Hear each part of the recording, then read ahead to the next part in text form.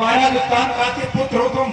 मैं महाराज उत्तान से कहूंगा कि आपको आधा राज्य दे दूंगा।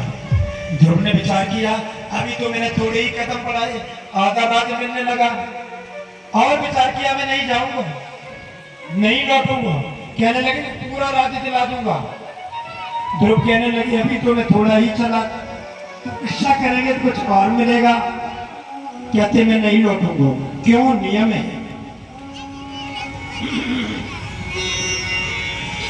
गुरु बिनी भावो ने देता रहे ना कोई।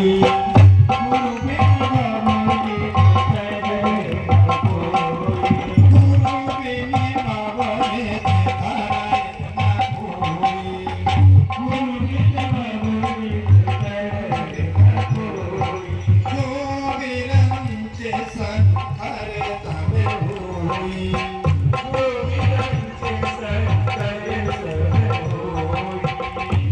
बेटा बिना गुरुदेव के भगवान शिव जी के गुरु की कथा में बता दूंगा।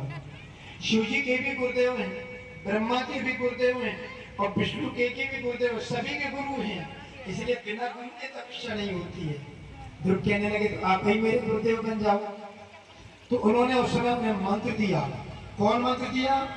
ओम नमो भगवते वासुदेवाय। बहुत ध्यान देंगे आप। ओम नमो भगवते वासुदेवाय मंत्र कर दिया गया। सतयुग में ध्रुव को दिया गया।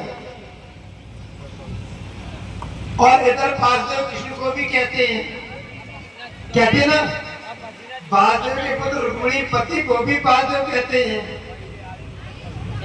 तो भगवान वैकुंठ नाथ ही वासुदेव हैं, पर वो मुरली वाले कृष्ण नहीं है।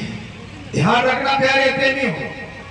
मेरी बात में किसी भी शंका वक्त को हो जाती है, किसी विद्वान को, किसी आचार्य को, कि महाराज आप गलत कह रहे हैं, मैं ये भागवत का जितना खर्चा सब उन्हीं को दे दूंगा। राधे राधे। ओम नमो भगवते वासुदेवाय द्वादश मंत्र का उपदेश करते थे ऋषि नारद। और ध्रुव ने अपने गुरुदेव की परिक्रमा की, साष्टांग दंडवत प्रणाम किया। और प्रणाम करने के पश्चात जाते हैं कहाँ? मथुरा में, यमुना के तट पर मधुबन पर आज भी ध्रुव टीला है, वहां पर साधना करते हैं। प्रथम 2 महीने कंदमूल फल इत्यादि खा करके तपस्या करते हैं। और पुनः 2 महीनों के बाद पुनः 2 महीने वृक्षों की पत्ती इत्यादि खाते हैं। पुनः 2 महीनों में आप जलपान करते, 1 महीना रह जाता, आप वायु का पान करने लगते हैं।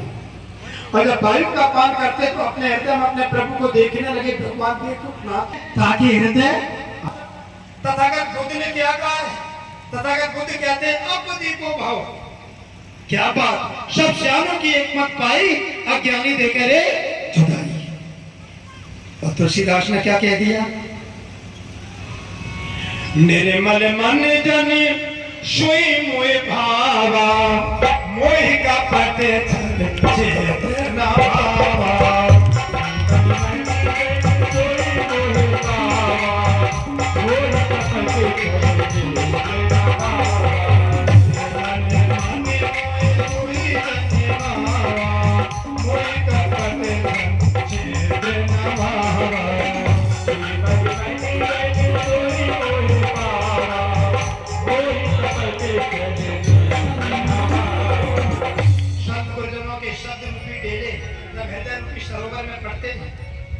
संत गुरुजनों के शब्द रूपी डेले जब हृदय रूपी सरोवर में गिरते हैं तो अज्ञान की काई कटी तो हृदय निर्मल होता है। बोलो राधे राधे। धीरे धीरे भगवान वैकुंठ नाथ प्रकट हो गए। शंख चक्र गदा आज आयुध लिए सामने खड़े हैं। ध्रुव क्या कर रहे हैं आज? खड़े कैसे? ध्रुव ध्यान देना, अपने दाहिने पैर को बाएं पैर की जंघा पर खड़े दिए हैं और बाएं पैर के अंगूठा से खड़ी है। इसी पर मैं बोलूं तो पतंजलि शास्त्र में जाना पड़ेगा। कठिन बात है और बहुत अच्छी है। दाएं पैर को बाएं पैर की जंघा पर रखें और बाएं पैर के अंगूठा पर खड़े हैं। अपने हृदय को प्रभु को देख रहे हैं। क्यों? दाएं पैर को बाएं पैर की जंघा पर क्यों रखें और बाएं पैर के अंगूठा से क्यों खड़े हैं? बहुत गहरी बात है। ये दाया जो है वो पुरुष तत्व है और बाया स्त्री तत्व है। अपनी माँ को, अपनी बहन को, अपनी बेटी को, किसी को बाई तरफ नहीं बैठाना चाहिए। समझ लो मेरे नवयुवक को, मेरी माँ बहन बेटी, किसी का नहीं होता है। अपनी बहन को, अपनी माँ को, अपनी बेटी को कभी भी बाम अंग में बैठा करके फोटो नहीं खिंचवा लेना। लोग सोचे कि ये कौन है इनकी। दाया पुरुष का है, बाया स्त्री का है। दाया फेस है, बाया न्यूट्रल है। दाया कौन है? फेस। बाया कौन है? न्यूट्रल।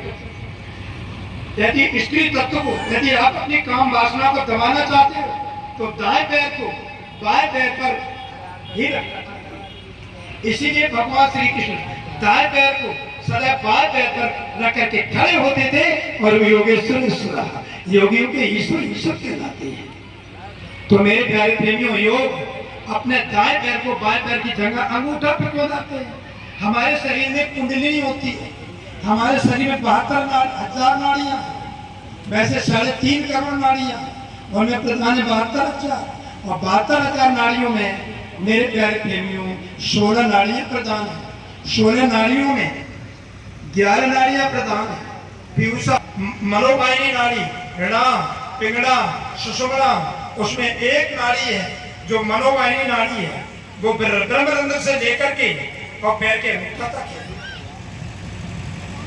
यदि आपका मन चंचल है तो आपके पैर के अंगूठे को बाएं को दबाएं और एक बार खड़े हो जाएं, आपके मन की चंचलता में स्थिरता आ जाएगी।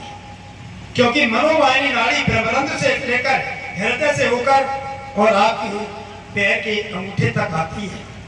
पैर के नाखून में चोट लग जाए, अंगूठे में जितना दर्द होगा जितना पैर में नहीं हो सकता। समझ बोलो राधे राधे। क्योंकि हृदय से होकर, ये पूरी बात है, पतंजलि शास्त्र की बात बोल रहा हूँ। तो मेरे पैर पे इसलिए खड़े भगवान वैकुंठनाथ ने देखा ये बालक मेरी छवि को हृदय में देख रहा है, मेरे को नहीं देख रहा है। उसी समय भगवान वैकुंठनाथ ने अपनी छवि को ध्रुव के हृदय से खींच लिया। नेत्र खोलते हैं और जैसे ही नेत्र खोलते हैं तो सामने प्रभु खड़े हैं। अब कुछ बोल नहीं पा रहे। क्या बोलूं? कुछ नहीं बोल पा रहे। उसी समय उन्होंने अपना वेदमय शब्द लिया और उनके होठों से लगा दिया। और जैसे ही होठों से लगाया तो मेरे प्यारे प्रेमियों, उनके मुख से प्रभु की शुद्ध संस्कृत के श्लोक निकलने लगे। कामा काममयो हि आदम कामं कामाधम कामावहै कामे यत् कामनि कीटकला पुरुषः कामो कामा विभुतो बहुला। प्रार्थना करने के पश्चात भगवान ने कहा कुछ मांग लो। यह लोग चोट खा गए। उन्होंने मांगा प्रभु मेरे को बता दीजिए राजा की गोद और राज सिंहासन से भी ऊंचा कोई कुछ है। मुक्ति नहीं मांगी, कुछ और है, वही मेरे को दे दीजिए।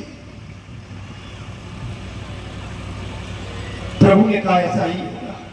समझ रहे लोग, बालक है और इसको जो समझ में वो नहीं मांगा। अपने तरफ से बहुत से वर देकर के उनको प्रणाम करते हैं। ध्रुव अपने प्रभु को परिक्रमा करके चरणों में प्रणाम और प्रभु अंतर ध्यान हो जाते हैं। देवर्षि नारद जाते हैं, महाराज उत्तान से कहते हैं महाराज कहाँ सो रहे हो? तुम बड़े स्त्रीण हो, यानी स्त्री के वशीभूत हो, और तुम्हारा पुत्र 5 वर्ष का भगवान को पा लिया, तुमको लज्जा नहीं लगती? महाराज उत्तान देवर्षि नारद को प्रणाम करते हैं और अपने सेनापति सभी को लेकर के आते हैं। कहाँ पर? अगवानी के लिए। सुनीति भी है, सुरुचि भी है, दोनों माताएं। और आते हैं, बालक को गोद में ले लिया और आकर के अपने राज सिंहासन पर राज अभिषेक कर दिया, राज कर दिया और स्वयं आप तपस्या के लिए चली गई। इधर क्या होता है? सुरुचि का पुत्र एक बार जाता है